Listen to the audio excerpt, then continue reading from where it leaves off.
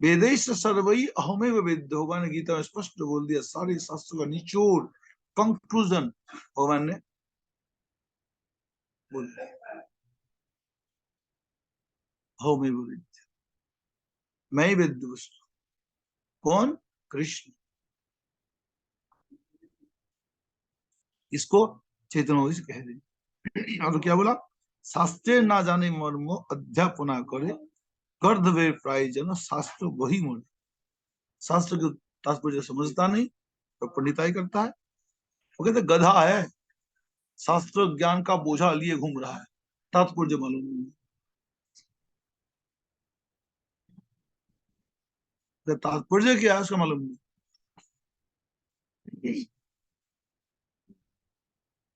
तब ऐसे पंडितों के लिए वृंदावन ठाकुर जी कहते, पढ़िया सुनिया लोग ना, महापुर जी कहते, पढ़िया सुनिया लोग गैलो छाड़ी खा, पढ़ सुन के लिख पढ़ के लोग बर्बाद हो गए। कृष्ण महामहोत्सव वंचित आता है, कृष्ण महामहोत्सव में जुड़े नहीं, सर्वनाश कर। अतएव कलिजुगे नाम जग सार, आर पूर्ण धर्म के लिए नहीं हो पार। रात्रि दिन नाम लय खाइते सुइते, तहां महिमा वेदे नहीं पड़े। उतनरे जय प्रभु कइला मुक्ति दान, हेनो कृष्ण छाड़ी लोके करे अन्न। उतना राक्षसी को जिस प्रभु ने मुक्ति दी है, जो जहर पिला के मारने वाली, दुराचारिणी, पापाचारिणी, अज्ञानी, घोर नास्तिक, लेकिन ऐसे को ही भगवान ने बंधनों से छुड़ा करके एकदम मुक्ति, मुक्ति भी मुक्ति से तो गोलोक की गति दे दी। इतने बड़े दयालु, उसे छोड़ करके महाराज लोग और उन अन्य को साधना करता है। कितने बड़े मूर्ख है लोग, कितने बड़े कर्म फूटे हैं।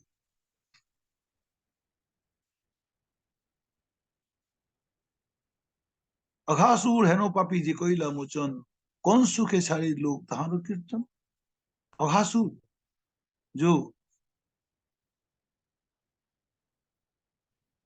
भगवान ग्वाल वालों के साथ में बच्चे चरा रहे थे, भगवान कृष्ण से दूर था, ग्वाल वाल आगे खेलते खेलते निकल गए, और अघासुर इतना बदमाश, इतना दुष्ट, महाराज जो भगवान विश्व प्राण है, विश्व जीव है, जीवन है सबको भरण पोषण करने वाला, सबको पालन करने वाला, सबका प्रभु, सबके स्वामी है, जिनकी कृपा से सारी दुनिया चल रही है, अनंत कोटि ब्रह्मांड खा रहा रह रहा जी रहा, और उस प्रभु को मारने के लिए अघासुर कितना बड़ा पापात्मा, ऐसी पुतना थी, आया और आकर के उसने क्या काम किया, बदमाश, अपनी जीवा को इतना लंबा पसारा, 2-4 किलोमीटर, 2-4 किलोमीटर लंबा करके जीवा को पसारा,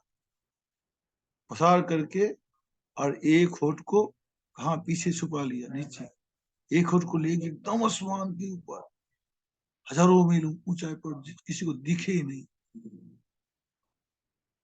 ऐसे करके अगासुर मुड़ा फाड़ के बैठ गया। ग्वाल बाल जिस रास्ते में जा रहे थे, उसी रास्ते पर उसमें जीवा फंसा दिया। ग्वाल बाल को मालूम नहीं पड़ा कि सांप की जीवा है। ग्वाल बाल बछड़े को लेकर के उस सांप की जीवा से देखा, नरम है, तुल तुले गुदगुदे, मजा आएगा। उसमें ग्वाल बाल चल पड़े, जंप खाने लगे, दौड़ने लगे, उछलने लगे। भाई ये सड़क मजेदार सड़क है, ये दिल्ली मुंबई का हाई हाई रोड है, हाईवे, आज इसी रास्ते में चलते हैं, मजे आ रही, इसी में चलो, ये सड़क कहाँ तक गई देख लेते हैं।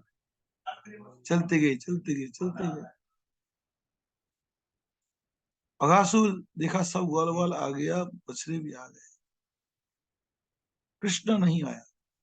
कृष्ण आ जाए एक साथ सबको निगल लूंगा, वो देख रहा था। इसकी दूसरा होठ जो एकदम ले गया था एकदम आसमान में, कोई 1000 मील दूरी पर, ऊंचाई पर ले गया था, उसे नजर नहीं आ रहा था। कुछ दूर जाने पर ग्वालों को अंदाजा लगा भाई ये कोई, ये बदल से है, लेकिन बदल लग रहा है कोई सांप का मुंह जैसा है। आसमान में है, यहाँ तो यहाँ नहीं है, धरती में नहीं है, वो आसमान में है। कोई सांप का मुंह जैसा बदल बना हुआ है, ऐसा लगा। ग्वाल कोई कोई अंदाजा करने लगा, पता नहीं क्या है क्या नहीं। कुछ अंदर जाने लगे तो वहां भूसी निकली। अरे भाई पता नहीं है क्या है। कोई सोचे अरे यार चलो कुछ नहीं होता, कन्हैया हमारे संग में है, अगर कोई अशुभ हुआ तो मारा जाए। फिर ग्वाल वालों का तो भगवान पर पूरा डिपेंड है, भगवान पर शरणागत है। बचाने वाला कृष्ण, माँ रवि राघवी जो इच्छा तुम्हारी। और भगवान कृष्ण ने देखा, अरे ग्वाल वाल सब चले गए, मैं तो पीछे रह गया। और गए तो गए, कहाँ गए? अघासुर के मुंह में। अब भगवान परेशान हो गए, अगर इस प्रकार से तो मर जाएगा सब। भगवान ने फटाफट दौड़े दौड़े, अरे ग्वाल वालों, अरे सुदाम, अरे सुदाम, अरे मधुमंगल अंदर कहाँ जा रहे हो, कहाँ जा रहे हो? तो भगवान की कौन सुने, वो तो बार बार शोर शराबे करते, बस कृष्ण भगवान की जय करा देते, बोलो कृष्ण भगवान की जय, कृष्ण कन्हैया की जय बोलते तो जा रहे हैं। हमारा है, गोपाल हमारा है। इस वजह से कीर्तन करते करते मजे से जा रहे थे। कीर्तन भी कर रहे हैं, नाच भी रहे हैं, गा भी रहे हैं, छलांग मार रहे हैं, कूद रहे हैं, उछल रहे हैं, दौड़ रहे हैं, खेल रहे हैं, करते करते जा रहे थे। और तो कुछ ये थोड़ी दिख रहा अगासुर का पेट आ गया, नहीं नहीं, अगासुर का पेट तो बहुत पीछे, हजार कितने पता नहीं, 5 7 10 मील पीछे है, 20 मील पीछे है। उसके जबड़े इतने भयंकर, हमारे यहाँ 5 7 मील आगे जबड़ा फैला करके, और जुहा फैला करके दूसरा जबड़ा तो ले गया एकदम आसमान में, हजारों मील दूरी पर ऊंचाई पर जा करके जैसे गोल गोल। अरे तो भगवान दौड़े आए, बस भगवान का एंटर होना था, अगासुर से फटा से एकदम से काम बन गया। जुहा दोनों जबड़ा बंद कर लिया, खाने को तैयार, और भगवान साथ साथ इतना विराट बन गया। अगासुर भी बड़ा बनता गया, भगवान सेकंड में इतना विराट बन गया, और इतना भगवान बन गए कि वो तो, भगवान तो इन्फिनिट है, भगवान तो इन्फिनिट है, इनफाइनिट है, वो तो बोलते सीमित है।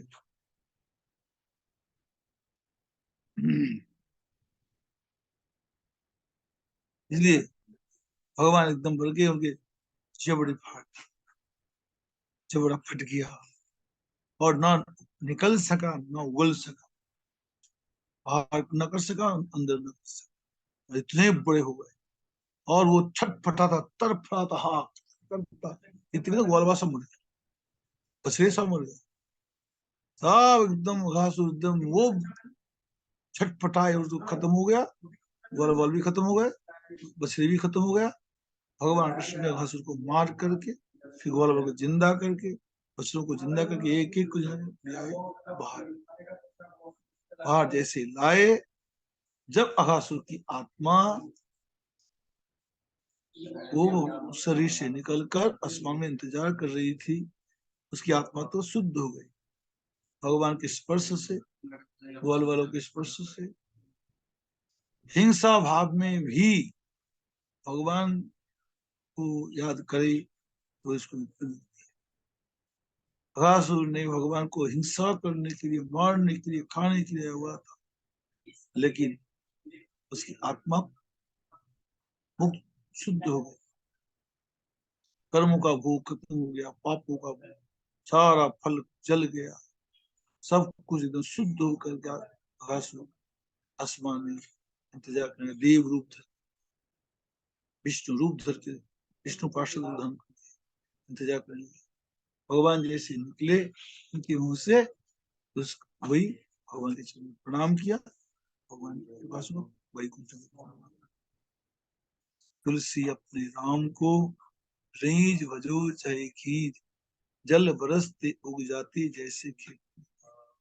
तो यहाँ पर महाप्रभु जी कहते, अघासुर है नो पापी जे कोई लामोचन, कौन सुखे छाड़े जे कृष्ण नामे हो जगत पवित्र, ना बोले दुखी तो जीव कहाँ। जिस भगवान कृष्ण के नाम से जगत पवित्र हो जाता है, हृदय निर्मल, कृष्ण नाम जपने वाला कोई कितना राक्षस, कितना असुर, कितना पापात्मा एकदम लाइट, एकदम मर्सीफुल हो जाएगा, लाइट हो जाएगा। उसके अंदर सारे अच्छे अच्छे गुण सब उनके अंदर आ जाता है, सब पाप निकल जाता है। कृष्ण नाम जो लोग नहीं करते उसमें हजारों दुर्गुण रहेगा ही रहेगा, एक दुर्गुण नहीं हजारों दुर्गुण, कोई कामी, कोई क्रोधी, कोई लोभी, कोई सब कुछ। कृष्ण भक्ति के बिना सब लोग सब कुछ है। ये छह दुर्गुण और दुराचार पापाचार सब कुछ परिपूर्ण होता है।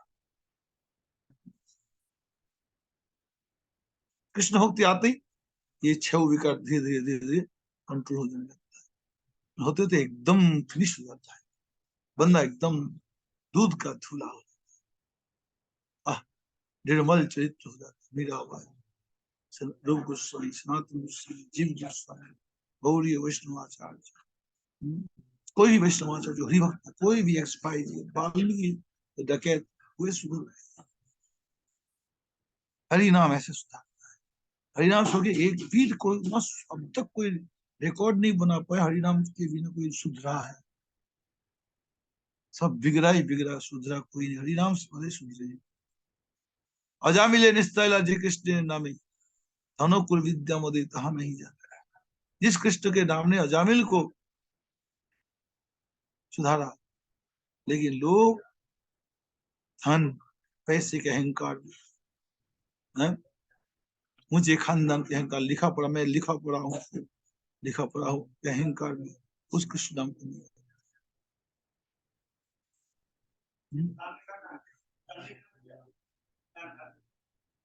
कृष्ण नाम छोड़ करके, सुनो भाई सब सत्य अमार वचन, अरे भैया मैं सच बोला हूँ, सुनो, भजो अमूल्य कृष्ण पाद पद्म धन, भगवान कृष्ण का चरण कमल वो अनमोल खजाना, उसको भजन करो। ये चरण से भी दे लक्ष्मी, जिन चरणों की सेवा में लक्ष्मी तो तरसती रहती है, इस चरण से भी असंकर शुद्ध दास, जिन चरणों की सेवा करे शिव जी महाराज जी, हमारा संहार करता भी बना, वैष्णवाचार्य भी बना, शुद्ध दास, जिस भगवान के कृष्ण के चरणों की सेवा करे, ये चरण हृदय जाह्नवी प्रकाश, जिस चरणों का छूने से गंगा जल, गंगा जी मतलब विश्व पावनी बन गई, जगत पावनी बन गई। है नो पाद पद्मो भाई सभी करो आस, उन चरणों की आशा करो। देखी कार शक्ति यही नवद्वीप खंडु अमर व्याख्या अमर। अब महापुरुष जी क्लेम कर रहे हैं, दावे कर रहे हैं, है कि किसी माई की लाल का हिम्मत मेरी व्याख्या को कोई खंडन करके दिखावे। कृष्ण भजन के अलावा और कुछ है? कृष्ण भगवान के समान कोई भगवान है? कृष्ण भक्ति के बिना जीवन की शुद्धिता है, जीवन की सफलता है? हो कोई माया का मेरे पास सामने आए, मेरी व्याख्या का खंडन करे। पर ब्रह्म विश्वम्भर शब्द मूर्ति, ये शब्द जो खाने सही शुद्ध। अब महाप्रभु साक्षात पर ब्रह्म है, और वो जिस शब्द की जो बखान करेगा वो वही सही होगा। ये तो क्या नाम है, सारे शब्दों का, सारे विश्व का, सारे कण कण का मालिक है, प्रभु है। सत्य प्रथम सत्य परम सत्यम सत्य योनि, यही। और ये जो बोलेगा इसको खंड तोड़ेगा कौन? यही शब्द है, बखान सही, जिस शब्द का जो व्याख्या भगवान कृष्ण का वही सच, भगवान जो विधान देगा वो विधान सही।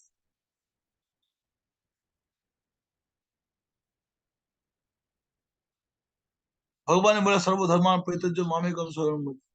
सब धर्म छोड़ के मेरी शरण में आ। जगत वालों के लोग दिमाग में आ नहीं सकता भगवान सब धर्म छोड़ू कैसे, ये तो मेरा धर्म है, धर्म छोड़ने से पाप लगेगा। भगवान के शरण सब धर्म छोड़ मेरी शरण में आ। वाह, भगवान के शरण अगर मैं चला जाऊँ अपने धर्म छोड़ दूं, अपने घर बार छोड़ दूं, अपने बालक बच्चे पति पति सब छोड़ दूं, अपने कारोबार बिजनेस देश दुनिया छोड़ दूं, मेरे को क्या फायदा हो। भगवान को अगर कंप्लीटली छोड़ सकता है, मेरी शरणागति आ सकता है, मेरी भक्ति को पूरी मात्रा में कर सकता है, तो दुनिया छोड़ेगा तो कोई पाप नहीं। देखो दुनिया में बेनिफिट ज्यादा हो जाए। पर कंप्लीटली भगवान की भक्ति में जुड़ सकते हो, दिन रात एकदम कंप्लीटली, तो नुकसान नहीं। लेकिन तावत कर्माणि कुर्वीत न निर्विद्यते जाता, तब तक आपको ये सारे संसार की जिम्मेवारी, संसार की कर्तव्य तब तक करने पड़ेंगे। कब तक? जब तक न निर्विद्यते जाता, जब तक निर्वेद नहीं, वैराग नहीं, मत कथा सुनादुवा श्रद्धा जावन न जाए। जब तक मेरी कथा में तुम्हें श्रद्धा नहीं बनी, तब तक तुम करो। महाराज जनक की हम आंच लग गई। हमारी जनक जी कथा सुन रहे थे यज्ञवल्क्य से। शिवों ने इन्फॉर्म किया, महाराज आंच लग गई है, ये कथा सुने दी। महाराज आंच लग गई है, ये सुनने दे कथा। राजा जनक,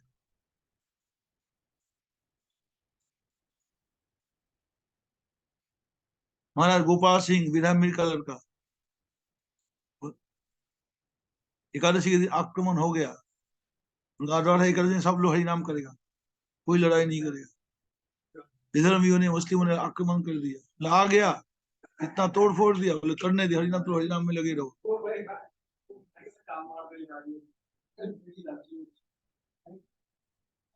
महाराज आखिरकार भगवान खुद तोप लेकर के गए और मुस्लिमों को वध कर दिया। इसलिए इसलिए क्या है, इसीलिए है, क्या नाम, मत कथा श्रवणादुवा श्रद्धा जावन। जब तक मेरी कथा में, मेरे नाम में पूरी श्रद्धा न हो, एंग्रोस न हो सके, टोटली सरेंडर न हो सके, स्टैंड न कर सके, तब तक आपको संसार की जिम्मेदारी निभानी है, कर्तव्य करना है, एक एक कर्तव्य करना है, सभी कुछ करना है। जहां आपका मन पूरा कंट्रोल में आ, एकदम संयत हो गया, तब आपको और फिर हरिनाम में समाधि लग गई, बस अब कोई पाप, हरि भक्ति टोटली तो मन स्टैंड कर गया, अब कुछ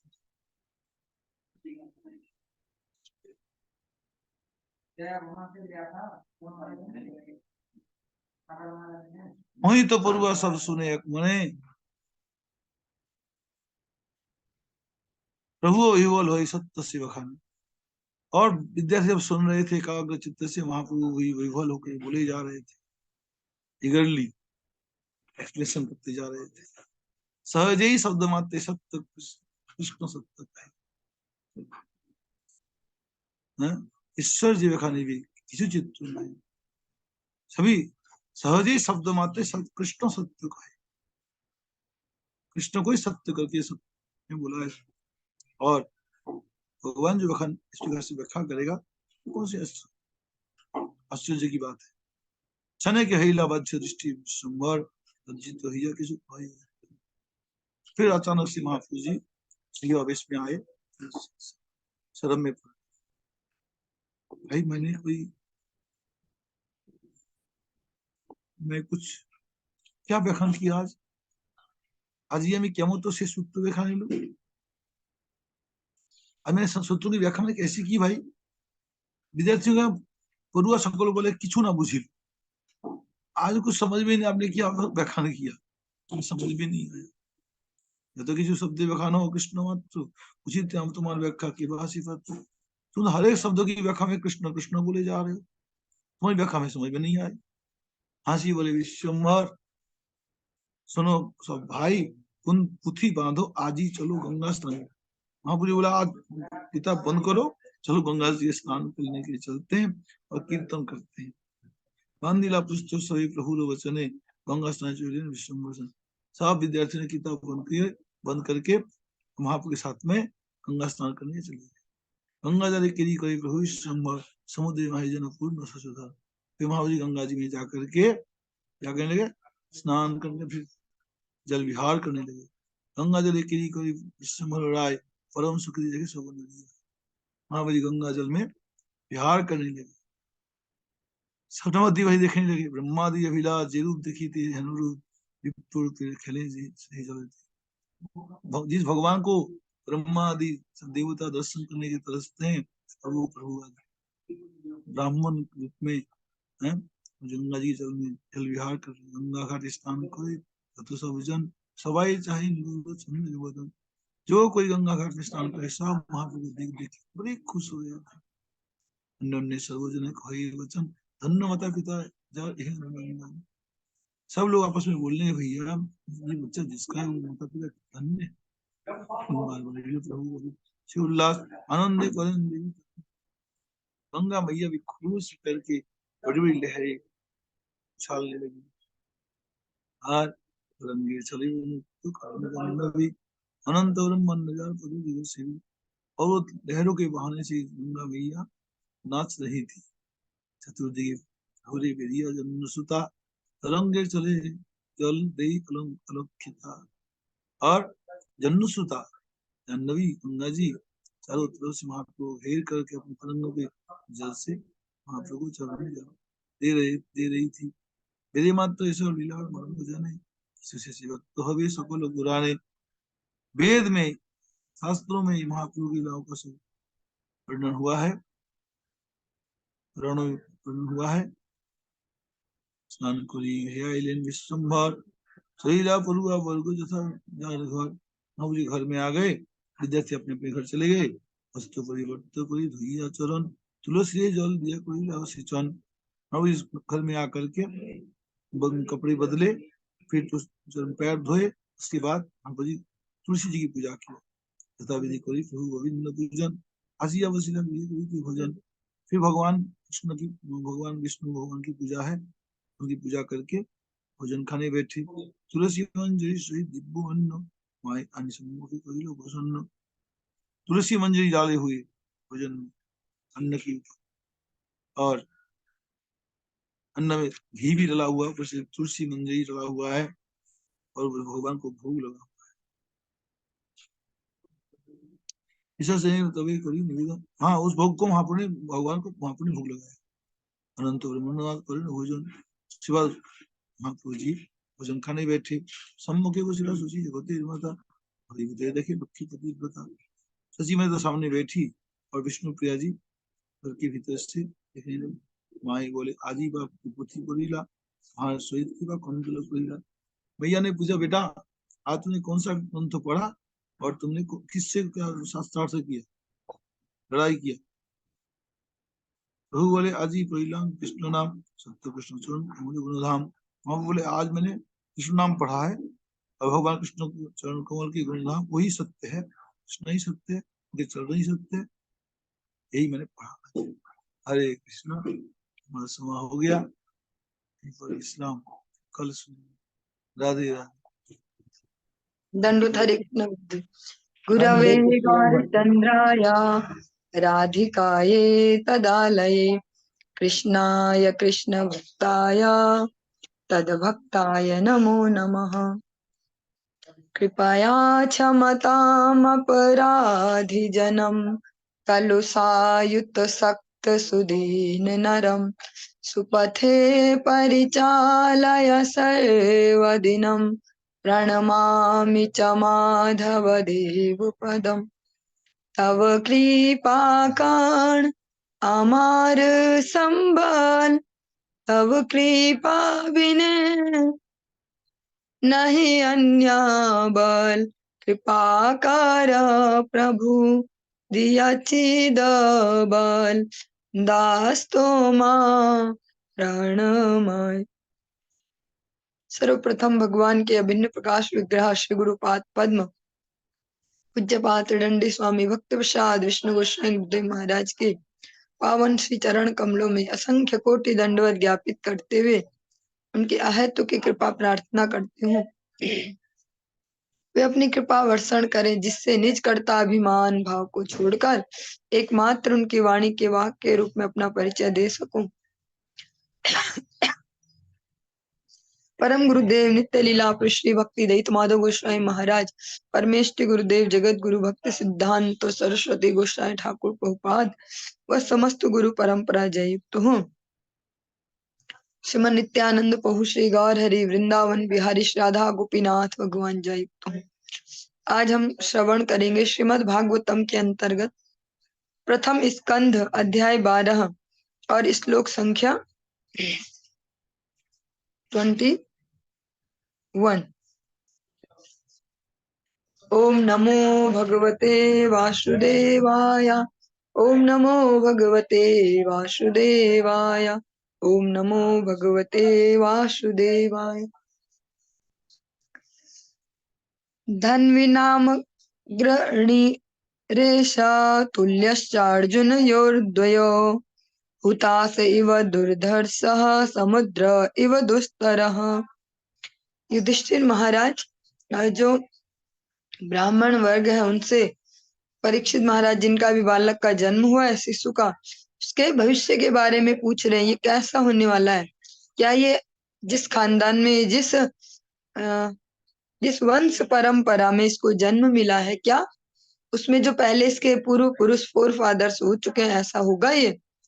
तो फिर वो सारे ब्राह्मण गण उनके संदेह को दूर करते हुए बता रहे हैं कि कौन सा गुण इनमें किसके समान होगा। इसी क्रम में कहते हैं महान धनुर्धरों में यह बालक अर्जुन के समान होगा, यह अग्निदेव के समान दुर्निवार तथा समुद्र की भांति दुर्लंघ्य होगा। और इसमें कहा जा रहा महान धनुर्धरों में यह बालक अर्जुन के समान होगा। इतिहास में 2 अर्जुन हुए हैं जो दोनों ही धनुर्धर हैं, एक कार्तवीर्य अर्जुन और एक जो पांडव अर्जुन है। और कहा जा रहा है कि इन दोनों के समान ही बहुत बड़ा धनुर्धर बनेगा, युद्ध कला में निपुण होगा। और हुतास एवं दुर्धर्षः, और जो अग्निदेव है उनके समान दुर्निवार मीन्स बेरोक, जिसको कोई स्टॉप ना कर सके ऐसा। और समुद्र की भांति दुर्लंघ्य, कोई कितना ही महान तैराक हो पर समुद्र को पार नहीं कर सकता। तो परीक्षित महाराज जो बच्चा है, अभी छोटा सा बच्चा, उसके बारे में कहा जा रहा है ये भविष्य में समुद्र की भांति बोल समुद्र की भांति दुर्लंघ्य होगा।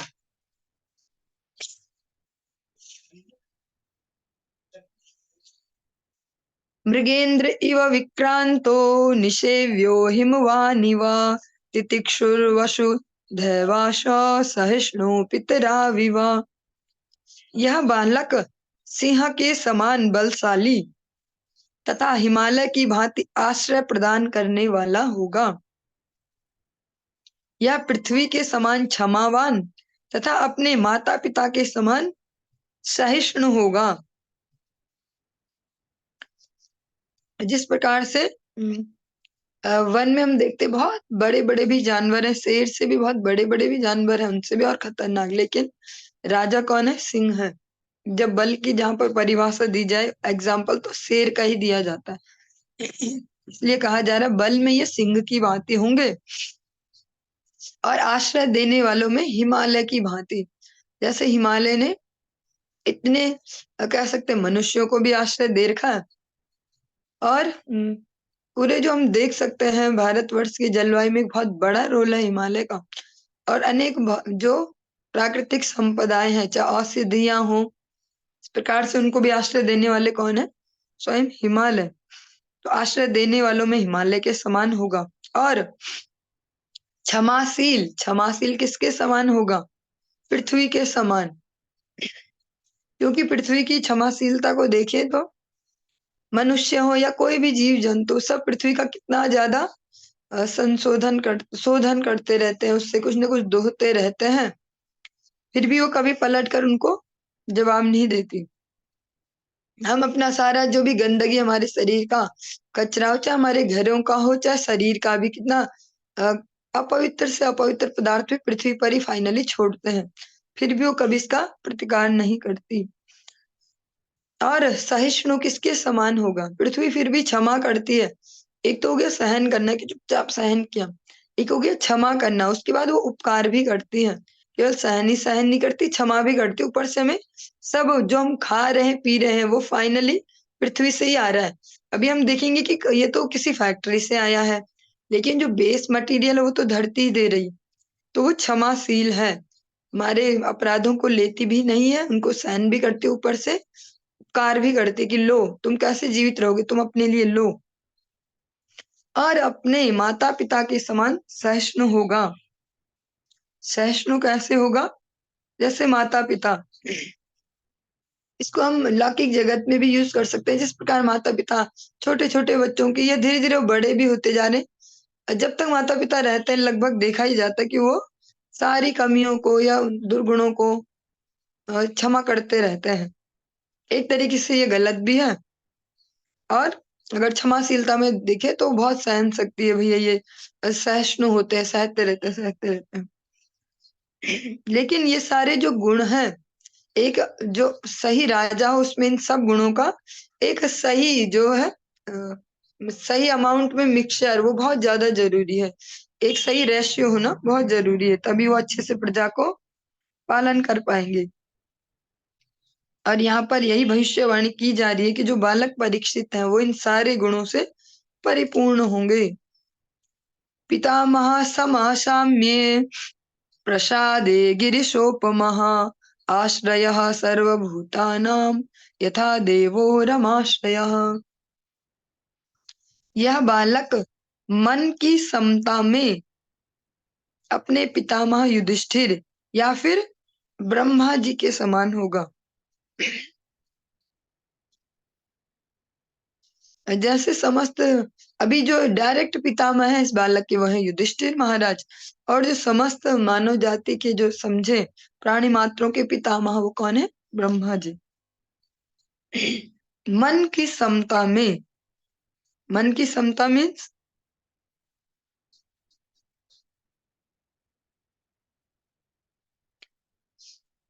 ये दोनों ही, चाहे वो युधिष्ठिर महाराज है चाहे ब्रह्मा जी, दोनों ही जीवों के कल्याण कार्य में लगे रहने से उनकी मानसिक समता बनाए रखनी होती है। क्योंकि जो जितने उच्च पद पर हो, जितनी बड़ी जिम्मेदारी जिस पर हो, उसका मानसिक संतुलन बने रहना बहुत आवश्यक है। ऐसे जो उच्च पद पर जो व्यक्ति है, शासन के किसी भी सर्वोच्च जिम्मेदार कार्यकारी व्यक्ति को उन्हीं सबों के, ये बहुत ही प्रैक्टिकल लाइन है, इसीलिए कहते हैं कोई जिसके आचरण में हो वही इन शब्दों को बोल पाएगा। तात्पर्य में जो ये लाइन है सुनने लायक है, शायद हमें समझ में आ जाए तो जीवन में हमारे काम आ जाए। शासन के किसी भी सर्वोच्च जिम्मेदार कार्यकारी व्यक्ति को उन्हीं सबों के घात सहने पड़ते हैं, मतलब वही लोग पलट के वार करते हैं उसपे जिनके लिए वह कार्य करता है।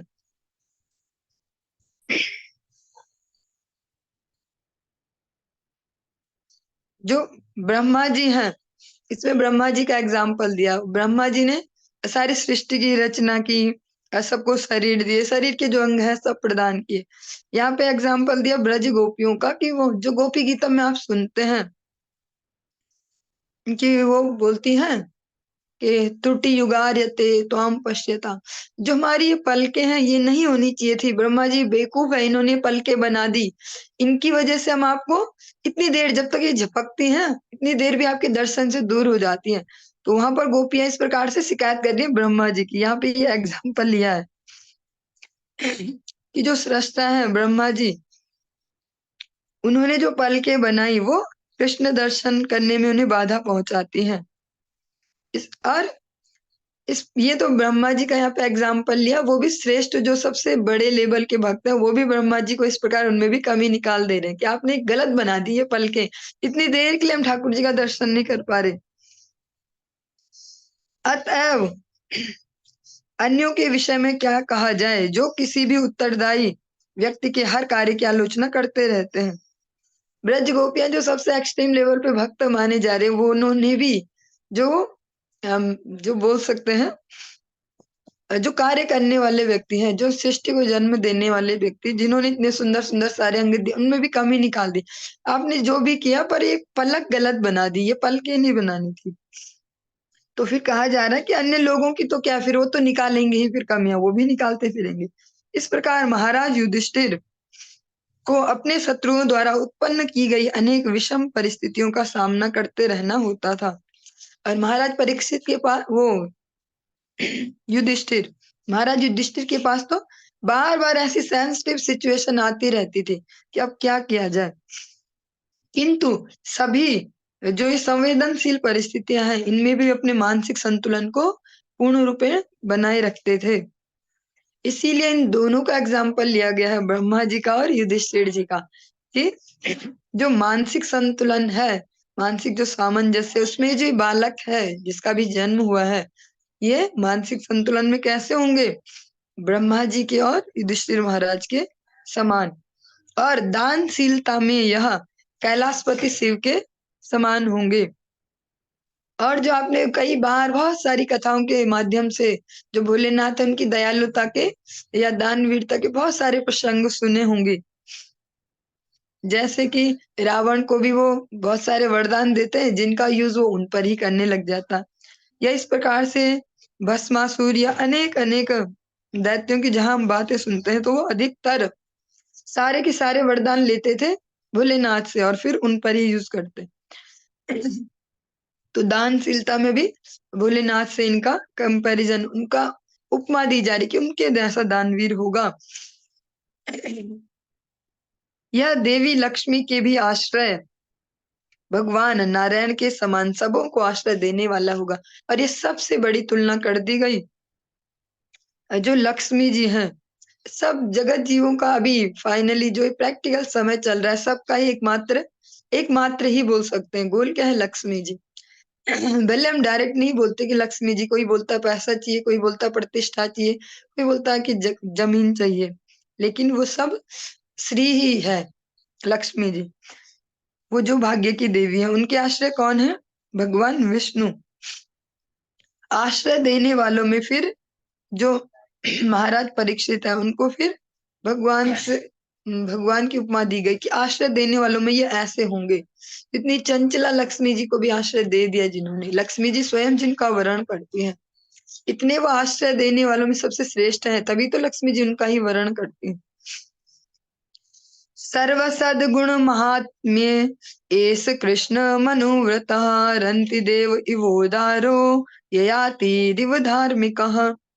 यह बालक भगवान श्री कृष्ण के चरण चिन्हों का पालन करते हुए उन्हीं के समान होगा। इस प्रकार से आप सबने भगवत गीता में श्रवण किया है कि भगवान जो लास्ट मैसेज डिलीवर कर रहे, सर्वधर्मान परित्यज्य मामेकम शरणम ब्रज। तो जो ये बालक है ये इसको प्रैक्टिकली अपने जीवन में इम्प्लीमेंट करेगा, वह भगवान श्री कृष्ण के चरण चिन्हों का पालन करते हुए उन्हीं के समान होगा। और जो भगवान की वाणी को, भगवान के उपदेश को एज इट इज अपने जीवन में उतार लेगा तो भगवान के उसमें गुण आने स्वाभाविक है। उदारता में यह राजा रंति देव के समान तथा धर्म में यह महाराज ययाति की भांति होगा। कल आप सबने श्रवण किया था महाराज शिवी के बारे में, जिन्होंने कबूतर और बाज के रूप में देवता भी उनकी दयालुता की या शरणागत वत्सलता की परीक्षा लेने आए। आज इसमें उल्लेख आता है रंति देव। जो रंति देव है, राजा रंति देव, इनका जन्म तो हुआ है क्षत्रिय वंश में, लेकिन इनकी एक विशेषता, इन्होंने कभी भी मांस भक्षण नहीं किया। जैसे वेदों का एग्जाम्पल देके या कुछ ऐसे ऐसे लाइंस ढूंढ ढूंढ के लोग मांस भक्षण को सही ठहराते हैं कि भैया उत्तरे मांस भक्षणम, ऐसी कुछ लाइन लाएंगे। उत्तराखंड में जिनको जन्म मिला वो खा सकते हैं, या बोलेंगे क्षत्रियों ने खाना पड़ेगा, या हम फौज में तो वहां शराब पीनी पड़ेगी, मांस खाना पड़ेगा। ऐसे जो जो भी बातें लाई जाती हैं। यहाँ पर राजा रंतिदेव का नाम लिया गया। वो क्षत्रिय वंश में ही जन्म लिया, फिर भी उन्होंने कभी आजीवन पूरे जीवन भर कभी मांस भक्षण नहीं किया। और उनकी जो मेन क्वालिटी है वो क्या है, जो भी संत जन है या भगवान के भक्त हैं उनको वो उनकी जिम्मेदारी लेते हैं, एक तरीके से उनके भरण पोषण की वो सब पहुंचाना, जिससे उनको अपने भजन साधन में जो वो शिक्षा कार्य कर रहे हैं उसमें कोई परेशानी न हो। इसमें वशिष्ठ मुनि जी का उल्लेख है कि उन्होंने विशेष रूप से इस प्रकार की सेवा की, तो उनके आशीर्वाद से फिर वो उनको स्वर्ग की प्राप्ति हुई। और धर्म में यह महाराज ययाति की भांति होगा, जो यदुवंश के फोर फादर हैं, पूर्वज हैं, ऐसे महाराज ययाति की भांति ये धर्म पथ पर चलेंगे।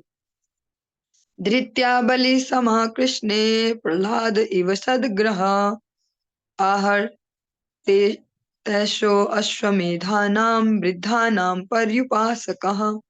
यह बालक धैर्य में बलि महाराज के समान होगा और प्रहलाद महाराज के समान कृष्ण का अनन्य भक्त होगा। यह अनेक अश्वमेध यज्ञों को संपन्न करने वाला तथा वृद्ध एवं अनुभवी व्यक्तियों का अनुयायी होगा। ये श्लोक बड़ा सेंसिटिव है, अगर हम इसको समझ पाए। यह बालक धैर्य में महाराज बलि के समान होगा। महाराज बलि का यहाँ पे नाम क्यों दिया धैर्य में? क्यों? क्योंकि उनमें उनके जीवन की जो मेन घटना है जिसके लिए वो सारे जगत में जाने जाते हैं, भगवान वामन को सर्वस्व देने का, आत्मसमर्पण का, इसी घटना के उल्लेख से हम समझ पाएंगे उनके धैर्य को। उन्होंने जब भगवान को अपना सब कुछ देने का संकल्प किया, सब कुछ तो नहीं, 3 पग, तो उनके गुरुदेव जो है शुक्राचार्य, वो भी सामान्य व्यक्ति तो नहीं है, वो भी बहुत ज्ञानी है, लेकिन उनका जो भी तपस्या है, ज्ञान है, वो गलत डायरेक्शन में है। जिसको हम बार बार कहते हैं कि जो सिंसियर सोल होगी वो अपनी सारी जो भी उसकी क्वालिटीज है भगवान की प्रसन्नता के लिए नियुक्त करेंगे। शुक्राचार्य ऐसे व्यक्ति हैं जो अपोजिट डायरेक्शन में सारी अपनी क्षमताओं को लगाते हैं। ऐसे शुक्राचार्य जी ने भी जब उनको कह सकते हैं परामर्श दिया कि आप मत दो इसको, मैंने इसको समझ लिया, देख लिया, ये तो विष्णु है, नारायण है, तुम मत दो, मैं जान गया हूं कि ये भगवान है। गुरु स्वयं कह रहे हैं मैं जान गया हूं ये भगवान है, ये नारायण है, ये सब ले लेगा तुम्हारा, फिर भी गुरु कह रहे हैं मत दो। इसलिए बलि महाराज ने ऐसे गुरु का भी त्याग किया कि गुरु का तो कार्य ही है भगवान के चरणों की ओर बढ़ाना। आप समझ भी पा रहे हो कि ये भगवान है, फिर भी मुझे मना कर रहे हो सेवा को, तो आपको यहीं पर ही रिटायर किया जाता है। फिर जब भगवान ने उनसे सब ले भी लिया और सीन ये हो गई कि 2 ही पैर में सब नाप लिया, और अब क्या करें, और ऊपर से गुस्से से बोल भी रहे सब लेने के बाद कि ला तीसरा पैर कहाँ रखूं, बता बता, नहीं तो भेजता हूं तुझे अभी रसातल में, कहीं पाताल में, कहीं भेजता हूं तुझे, अधोगति करता हूं तेरी। फिर भी उन्होंने धैर्य धारण किया, उस सीन को समझने का प्रयास किया, और साथ साथ जो उनकी धर्म पत्नी है विंध्यावती, उन्होंने उनका पूरा सपोर्ट किया, सही उनको सलाह देने में, सही सलाहकार का होना बहुत बड़ा भगवान की कृपा है हमारे जीवन में। अगर सही सलाहकार जिसके जीवन में है, धैर्य में होगा महाराज बलि के समान। दूसरा नाम यहाँ पर आया प्रहलाद महाराज के समान कृष्ण का अनन्य भक्त। ये लाइन भी अपने आप में थोड़े डिफरेंट है।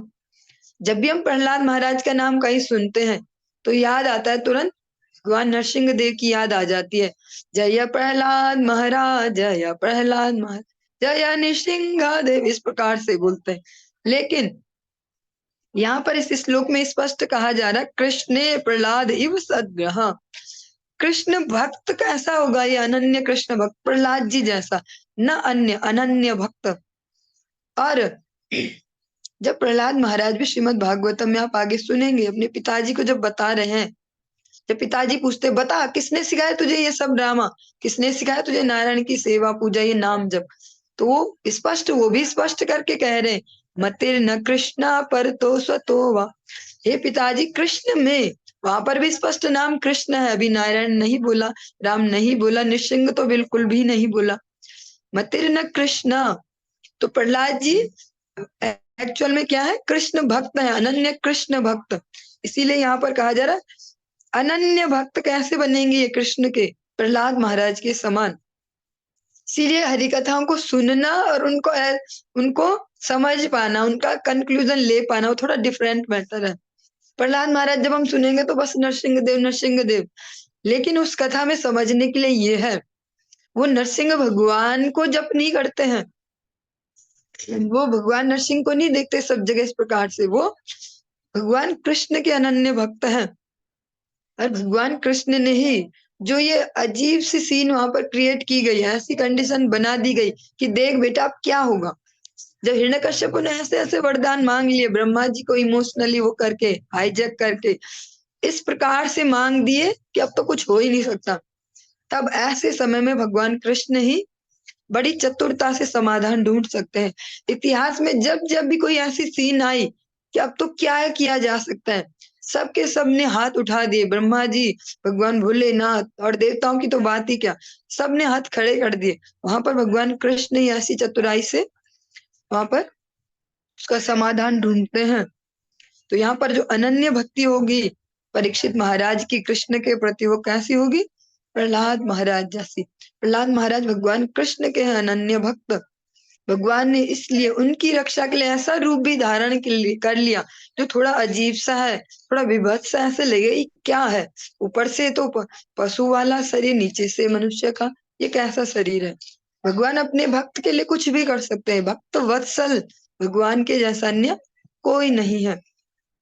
भगवान अपने भक्तों के लिए कुछ भी कर सकते हैं, कैसे भी। आप सभी अपने जीवन में भी अगर कभी कभी पीछे मुड़कर देखें कि ऐसे ऐसी कब कौन सी सीन आई थी जब लगा कि अब तो कुछ भी नहीं हो सकता, तब ठाकुर जी को याद किया, ऐसा समाधान आया कि अरे ये कैसे हो गया।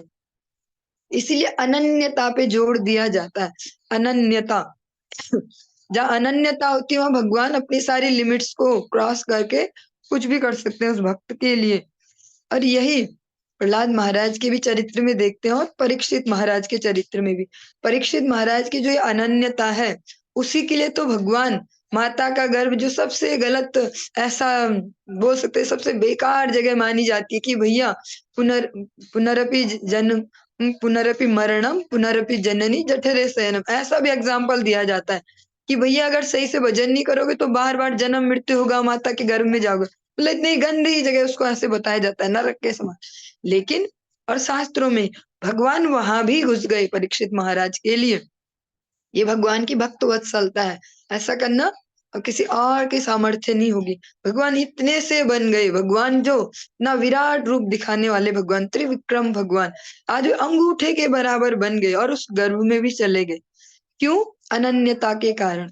इसलिए हमें जो फोकस करना अनन्यता पे। और जब हम आर्टिफिशियली भी चाहे शुरू करेंगे ये प्रैक्टिस करना, तो धीरे धीरे कभी ना कभी तो हरि गुरु वैष्णव कृपा से वो सही अनन्यता में भी बदल जाएगी। तो अनन्य भक्त होंगे ये प्रहलाद महाराज के जैसे, या अनेक अश्वमेघ यज्ञों को संपन्न करने वाला तथा वृद्ध एवं अनुभवी व्यक्तियों का अनुयायी होगा। और ये अनेक अश्वमेघ यज्ञों को संपन्न करेंगे, और जो अनुभवी व्यक्ति होते हैं, वृद्ध, वृद्ध का तात्पर्य यहाँ पर वयोवृद्ध या शरीर से वृद्ध का तात्पर्य नहीं है, ज्ञान वृद्ध, भक्ति वृद्ध, जो सही रूप से भगवान की सत्ता को और जीव के स्वरूप को समझ पाए, ऐसे अनुभवी व्यक्तियों का अनुयायी होगा, उनका अनुगमन करेगा। हरे कृष्णा। आज की इस चर्चा को यहीं पर ही विराम देंगे, आगे कल कंटिन्यू करेंगे। हरि बोल।